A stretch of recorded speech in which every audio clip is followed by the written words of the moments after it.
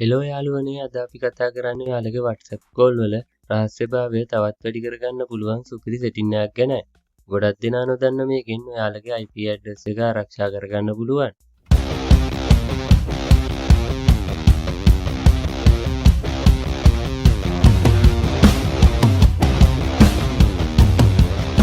සාමාන්‍යයෙන් WhatsApp call එකක් ගන්නකොට ඔයාලගේ IP ඇඩ්‍රස් එක අනිත් කෙනාට පේනවා කියලා ඔයාලා දැනගෙන හිටියද?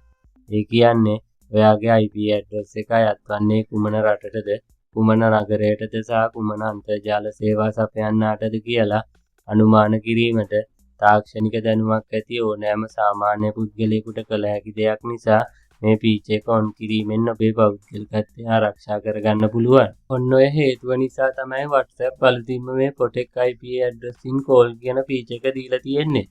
අපි බලමු මේ ෆීචර් එක ඔන් කරගන්නේ කොහොමද කියලා. මුලින්ම WhatsApp එක ඕපන් කරගන්න. ඊට පස්සේ මෙතන උඩ තියෙන ඩොට් තුන ටච් කරලා setting වලට ගියාම privacy කියලා බලා ගන්න තියෙනවා. මෙතනින් privacy ටච් කරලා පහළට ගියාම advanced කියලා තියෙනවා. ඒක ටච් කරාම Protect IP Address in Call කියන ෆීචර් එක තියෙනවා.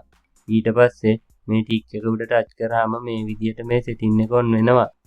මේ ෆීචර් එක on කරාම වැඩ කරන්නේ සාමාන්‍යයෙන් කෙලින්ම යන කෝල් එක වෙනුවට WhatsApp එකේ සර්වර් හරහා යොමු කරනවා. ඒ නිසා ඔයාලගේ සැබෑ IP ඇඩ්‍රස් එක අනිත් අයට පේන්නේ නැහැ. ඒ වගේම මේ දේ දැනගෙන ඉන්න එක වටිනවා.